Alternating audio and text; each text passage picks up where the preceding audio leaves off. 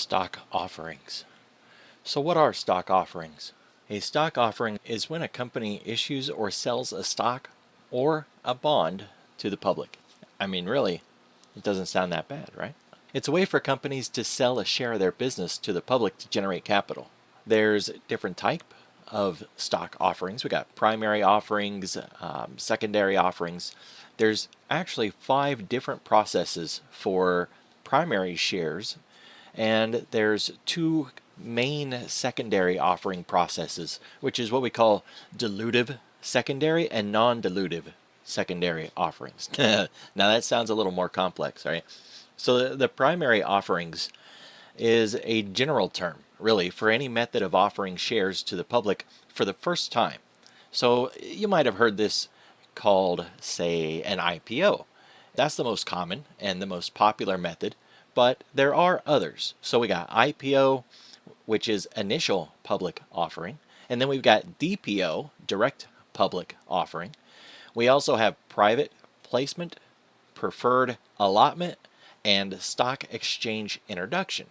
Any of those would all be considered the primary or first initial public offering.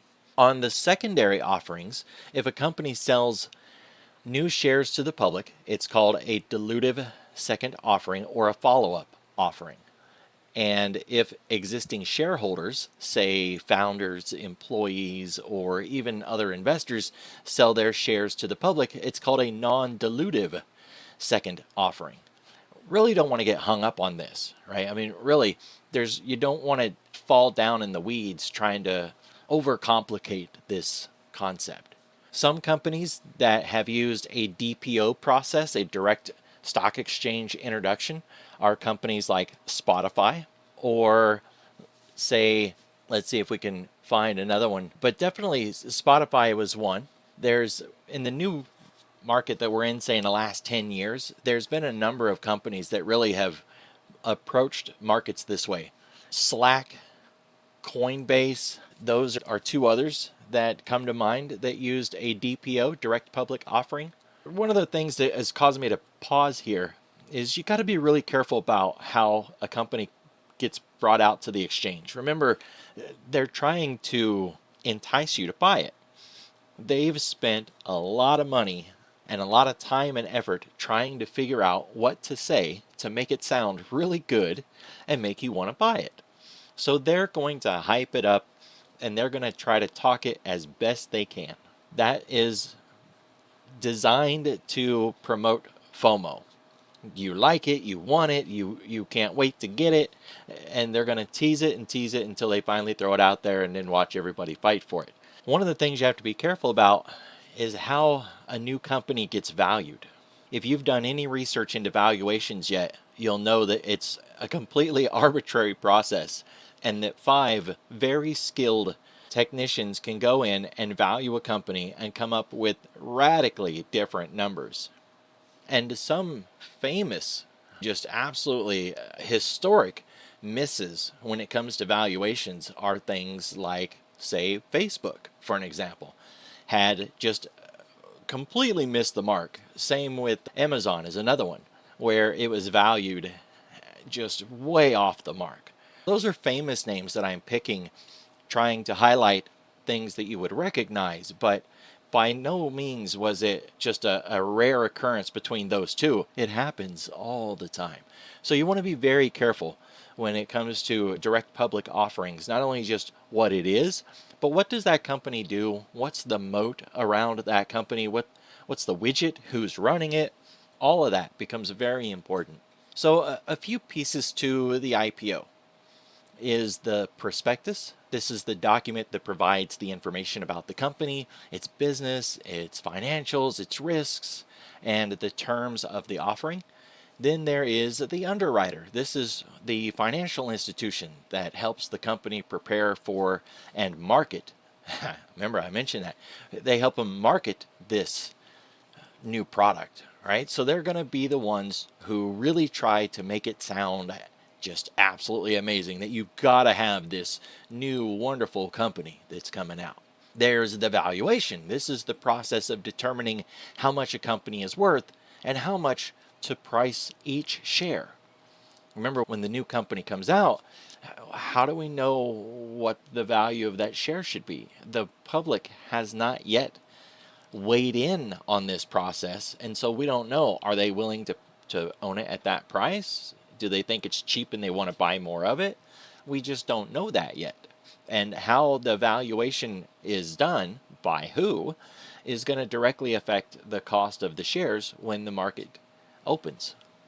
And then there's the allocation, and this is the process of distributing the shares among the different types of investors, say institutional investors, retail, employees, and existing shareholders.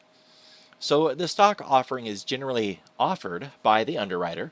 So for an example, if Morgan Stanley, Wells Fargo, and Goldman Sachs underwrite a company, then on the IPO date, traders looking to own the stock in this new company would actually be buying shares from Morgan Stanley, Wells Fargo, and Goldman Sachs. The initial price of those shares would be set by the valuators, either a third party or a consensus valuation, or maybe even both.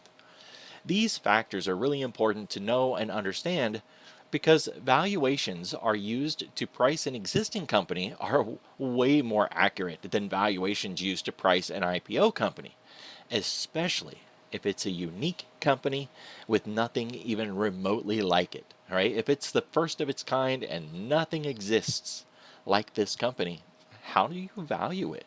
A completely new company in a field or industry that has never existed before can be radically mispriced.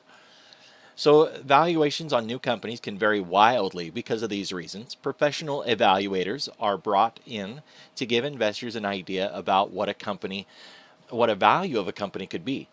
These evaluators are often using antiquated tactics like comparable industry and asset valuations, but really regional bias, conflict of interest, complex assets and holdings, and even a lack of understanding about what the company does can cause valuations to misprice, cause evaluators to misprice a company. In today's AI-driven world, evaluations can be even more complex and even more detailed while also still missing the consensus estimate.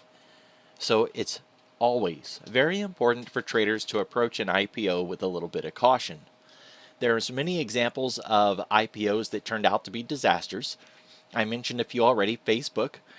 This social media giant went public on May 18th, 2012. So let's just take a look at Facebook. It's called Meta now, but it's still Facebook. So this went on May 18th, 2012 at $38 a share. Right now it's $368 a share. But the company was valued at $104 billion. Between technical glitches, lawsuits, and disappointing business model, high costs, low margins, their earnings reports were plagued just horribly. It dropped down from $38 a share to $17.50 a share by September of 2012. So May 2018 they come online at $38, and by September 2012 they were down to $17. They had dropped $20 in that time frame. So just a radical fall. It took more than a year for Facebook to recover that IPO price of $38. Another one I can't even show because it doesn't exist anymore was Pets. So Pets.com came out at $11 a share in February of 2000 flat. However, the company had a flawed business model, high costs, low margins, and it faced really horrible competition from other e-commerce players, and their stock fell to 22 cents by November. So it opened at $11, and by November it was 22 pennies a share. They closed and the company's gone. Uber is another one. So Uber came out May 19th, 2019 at 8.1 billion. They raised 8.1 billion and they were valued at 82.4 billion. However, because of hurdles due to regulations, labor disputes, profitability concerns, this stock fell 7.5% on its first trading day and closed below its IPO price for most of 2019 and 2020. So think about it. Brand new company, Uber comes out. You buy it on the IPO, and a year and a half later, it still has not yet even climbed back up to your original buy price. Now, I mentioned three that really didn't turn out good, but there is always a good line story too. So, Amazon, for an example, this one went public May 15th, 1997 at $18 a share. It raised 54 million and the company was valued at 438 million. They soared 31% on its first trading day and closed at $23.50. It opened at 18, closed at 23.5. Today, it's worth over $1.6 trillion and its stock price, well, it was over $3,000, and then they cut, right? So they did a stock split, and now it's not worth 3,000 anymore. That was just, if you traded during that time, it was horrible, right? Google was in the thousands, Amazon was in the thousands. It just sucked buying stock in those. But they split, it's much smaller now, and still it's worth an absolute ton of money. Google is another one.